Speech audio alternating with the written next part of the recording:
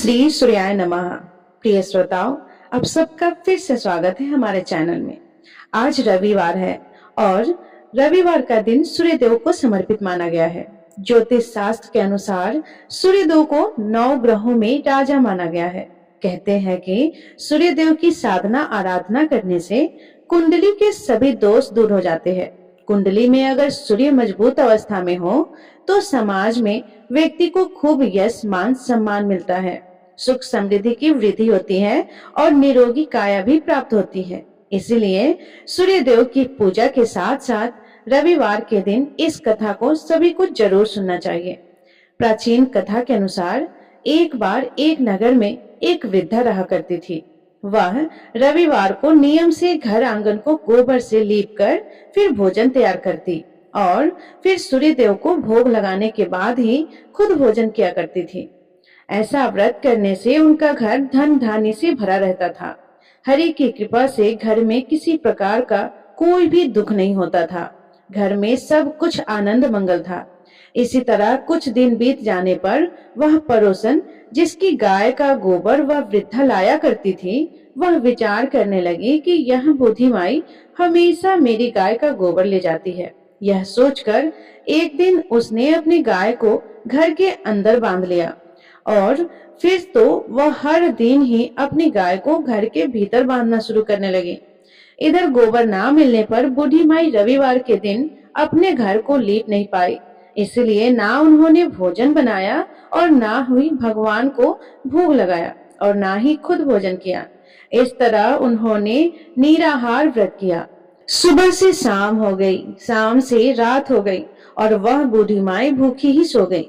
फिर रात में भगवान ने उन्हें स्वप्न में दर्शन दिए और भोजन ना बनाने और भोजन ना लगाने का कारण पूछा। तब बूढ़ी माई ने सूर्यदेव को बताया कि गोबर ना मिलने के कारण आज वह भोजन नहीं बना सकी। तब भगवान भास्कर ने कहा कि माता, हम तुमको ऐसी गाय देंगे जिससे सभी इच्छाएं पूर्ण हो जाएगी, क्योंकि तुम हमेशा रविवार का गोबर से लीप कर फिर भोजन बनाती हो और भोजन लगाकर ही खुद भोजन करती हो। इसलिए मैं आपसे प्रसन्न होकर आपको वरदान देता हूँ। तब सपने में भगवान का यह वरदान पाकर जब बूढ़ी माई की आँख खुली तो देखा कि आंगन में तो एक बहुत सुंदर गाय और बछड़ा बंधे हुए हैं। गाय और बछड़े को देखकर वह खुश हो गई और घर के बाहर बांधकर उन्हें खाने को चारा डाल दिया। इधर जब पड़ोसन ने बूढ़ी माई के घर के बाहर बहुत सुंदर गाय और बछड़ों को देखा तो ईर्ष्या से प्रेरित होकर उसका हृदय जल उठा और जब उसने देखा कि गाय ने तो सोने का गोबर दिया है तो वह गाय का सोने का गोबर उठाकर ले गई और अपनी गाय के साधारण गोबर को उसकी जगह रख दिया। वह रोजाना ऐसा ही करती रही और इधर सीधी साधी बूढ़ी माई को कानों कान इसकी खबर तक नहीं होने दी।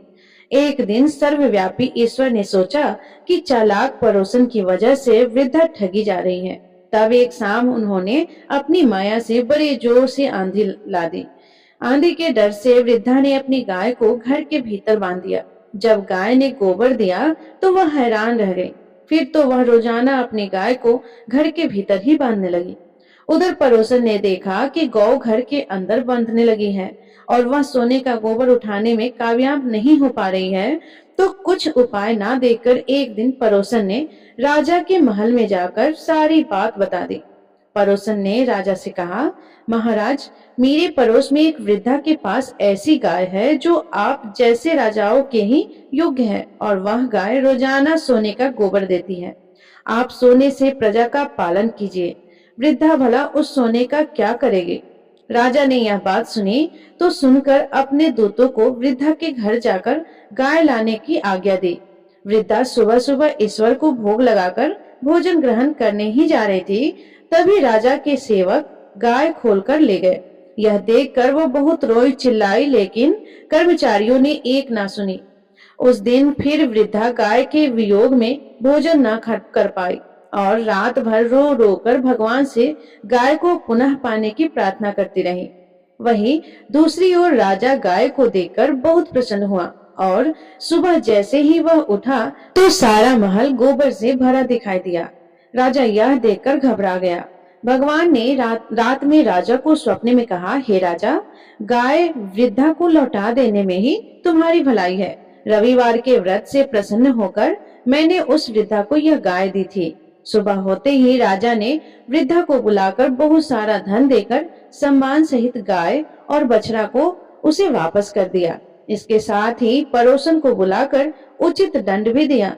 ऐसा करने से राजा के महल की गंदगी दूर हो गई और उस दिन राजा ने नगर वासियों को आदेश दिया कि अपनी समस्त कामनाओं की पूर्ति के लिए वे सभी रविवार का व्रत रखा करें। और जब प्रजा ने रविवार व्रत का पालन करके कथा का श्रवण किया तो उन सभी के घर में सुख, समृद्धि, धन के भंडार भर गए। ऐसी है रविवार व्रत की महिमा। तो सभी प्रेम से बोलिए सूर्य नारायण भगवान की जय। तो प्रिय श्रोताओं, ये कथा आपको कैसी लगी कमेंट बॉक्स में जरूर बताइएगा। और यदि आप हमारे चैनल पे नए हैं तो चैनल को सब्सक्राइब करके बेल आइकन बटन को प्रेस जरूर कर लीजिएगा। धन्यवाद। राधे राधे। जय श्री कृष्णा।